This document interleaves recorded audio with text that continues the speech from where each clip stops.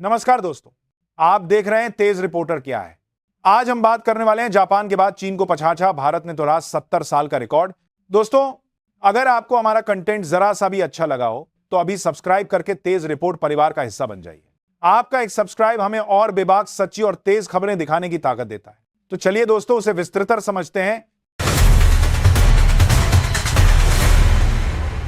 दोस्तों, इतिहास में कुछ पल ऐसे होते हैं जिनका शोर उस दिन नहीं होता, लेकिन उनकी गूंज आने वाली पीढ़ियां सुनती हैं।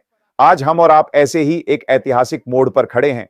दशकों तक हमने एक ही बात सुनी, भारत पोटेंशियल है, भारत फ्यूचर पावर है, भारत इमर्जिंग इकोनॉमी है। लेकिन आज पहली बार दुनिया ने यह शब्द बदले हैं। अब भारत इन इमर्जिंग नहीं, अब भारत इन फ्यूचर नहीं, अब Bharat in present reality on है। और यह बात किसी भारतीय नेता ने नहीं कही, किसी भारतीय चैनल ने नहीं चिल्लाई, बल्कि यह मोहर लगी है ऑस्ट्रेलिया के सिडनी शहर से आई एक रिपोर्ट में, जिसे एशिया की ताकत मापने का सबसे भरोसेमंद पैमाना माना जाता है। दोस्तों, इस रिपोर्ट ने पेंटागन की फाइलें खुलवा दी, बीजिंग के थिंक टैंक बेचैन हो गए और टोक्यो में सन्नाटा पसर गया।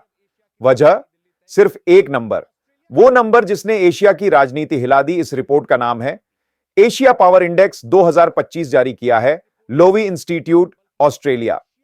यह कोई सर्वे नहीं, यह कोई राय नहीं, यह बेंठोस डेटा, सैन्य क्षमता, आर्थिक ताकत और रणनीतिक पकड़स का गणित है। इस इंडेक्स में एशिया के 27 देशों को 6 पैमानों पर बर्ज तौला जाता है।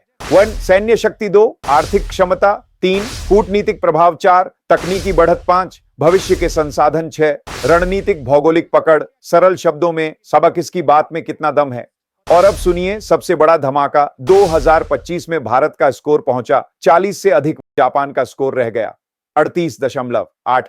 मतलब भारत ने जापान को पछाड़ दिया। पहली बार इतिहास में मिडिल पावर से मेजर पावर तक सालों तक भारत को एक टैग दिया गया। मिडिल पावर मतलब ठीक ठाक हो लेकिन बॉस नहीं हो। लोवी इंस्टीट्यूट के नियम साफ हैं, 40 से कम स्कोर 6 मिडिल पावर, 40 या उससे ज्यादा 6 मेजर पावर। भारत सालों तक 36 से 37 पर रहा, अटका रहा। आलोचक कहते थे भारत कोशिश तो करता है पर छलांग नहीं लगा पाता। लेकिन 2025 में भारत ने वो जादुई रेखा ने पार कर ली। अब आधिकारिक रूप से India is a major power in Asia.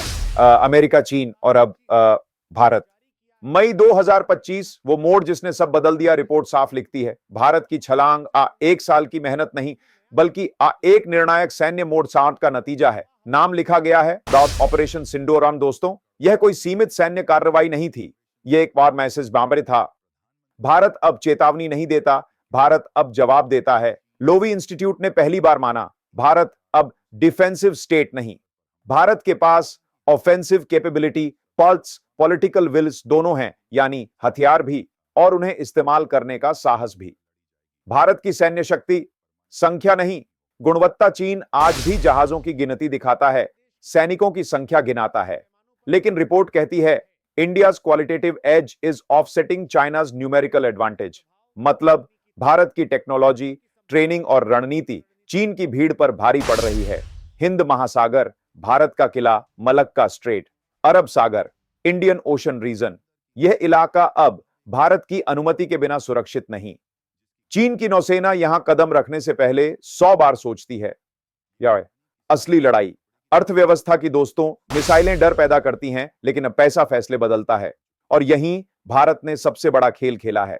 Report का सबसे खतरनाक आंकड़ा, भारत एशिया का दूसरा सबसे बड़ा एफडीआई डेस्टिनेशन। चीन 8 कंपनियां बाहर निकाल रहा है, एप्पल, टेस्ला, सेमीकंडक्टर जायंट्स, सबका नया पता इंडिया।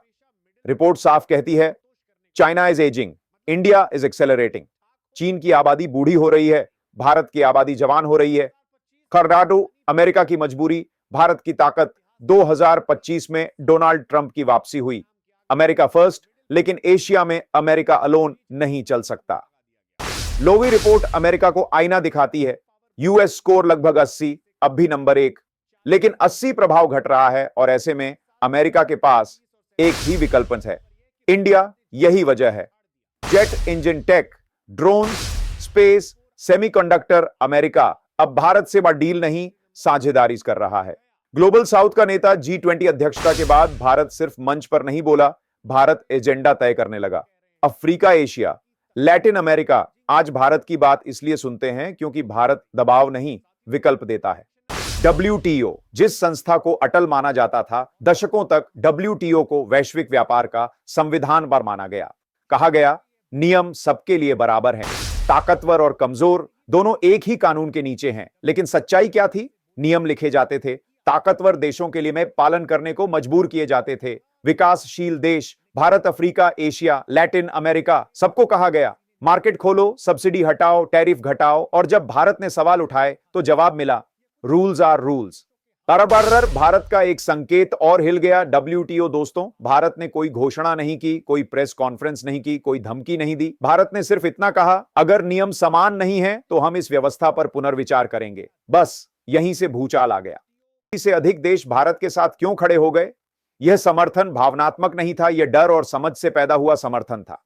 इन देशों ने समझ लिया आज भारत निशाने पर है, कल हम होंगे। भारत ने वो बात कही जो बाकी देश सोचते थे लेकिन बोलते नहीं थे। इसलिए अफ्रीकी ब्लॉक, एशियान देश, लैटिन अमेरिका, खाड़ी देश सब भारत के तर्क के साथ खड़े हो गए। अमेरिका पहली बार बचाव की मुद्रा में, इतिहास में पहली बार WTO में और अमेरिका से सवाल पूछे गए। नेशनल सिक्योरिटी के नाम पर टैरिफ क्यों? नियम सबके लिए हैं या सिर्फ दूसरों के लिए? जो देश हमेशा दूसरों को उपदेश देता था वही आज सफाई दे रहा था। और यहीं से अमेरिका के खिलाफ प्रस्तावनस की बात उठी। प्रस्ताव क्या कहता है? इस प्रस्ताव की आत्मा बहुत खतरनाक है। अगर कोई देश राष्ट्रीय सुरक्षा का बहाना बनाकर वो व्यापार नियमों का दुरुपयोग करता है तो उसे भी जवाबदेह ठहराया जाए। मतलब साफ था, अमेरिका अब नियमों से ऊपर नहीं। भारत की सबसे बड़ी चाल शोर नहीं, स्पष्टता। भारत ने न गुस्सा दिखाया, न भावनात्मक बयान दिया, न धमकी दी। भारत ने सिर्फ एक लाइन बोली, ईदर रिफॉर्म द सिस्टम और वी विल एक्सप्लोर ऑल्टरनेटिव्स। यही लाइन भारत को मेजर पावर बनाती है। यूरोप अमेरिका के साथ अंदर से। यूरोप डरा हुआ, उन्हें डर है अगर भारत ने अलग रास्ता चुना तो भविष्य का बाजार, भविष्य की ग्रोथ यूरोप के हाथ से निकल जाएगी। इसीलिए कई यूरोपीय देश चुपचाप भारत के संपर्क में हैं।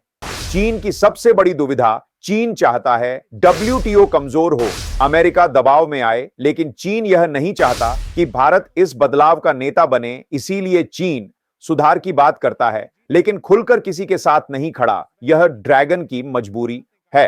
रूस, गिरता स्तंभ, यूक्रेन युद्ध, पश्चिमी प्रतिबंध, रूस की अर्थव्यवस्था सिकुड़ गई, प्रभाव घट गया और एशिया पावर इंडेक्स में रूस नीचे फिसल गया। भारत ने यहां मास्टर बैलेंसिंग डस की, रूस से सस्ता तेल, पश्चिम से टेक्नोलॉजी, यही फर्क है। अब मिडिल पावर बनाम मेजर पावर, पाकिस्तान।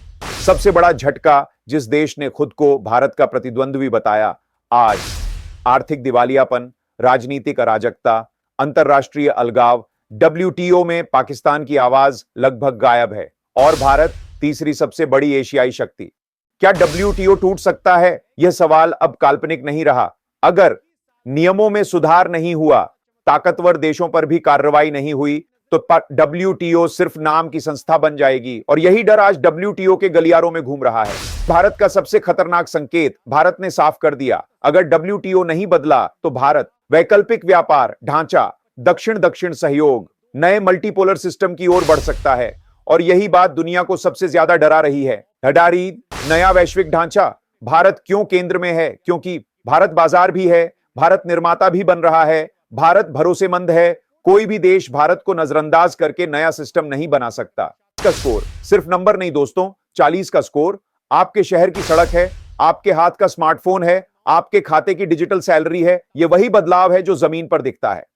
आगे की राह, 2030 का लक्ष्य। अमेरिका, चीन हारा 73, भारत हारा 40। फासला अभी है लेकिन रफ्तार भारत की है। लक्ष्य साफ है, 50, फिर 60 और फिर दूसरे नंबर की चुनौती। यह जीत किसकी है? यह किसी एक सरकार की नहीं, किसी एक नेता की नहीं। यह जीत है किसान की, वैज्ञानिक की, जवान की, युवा की, 145 करोड़ सपनों की। दोस्तों, आज भारत को किसी से प्रमाण पत्र नहीं चाहिए, क्योंकि अब दुनिया खुद भारत के दरवाजे पर आकर कह रही है, you are no longer the future, you are the force. अगर आपको यह कहानी सिर्फ खबर नहीं, इतिहास का मोड़मान लगी हो, लाइक करें, सब्सक्राइब करें, कमेंट में लिखें, भारत मेजर पावर है। मैं फिर मिलूंगा एक और बड़े खुलासे के साथ। जय हिंद।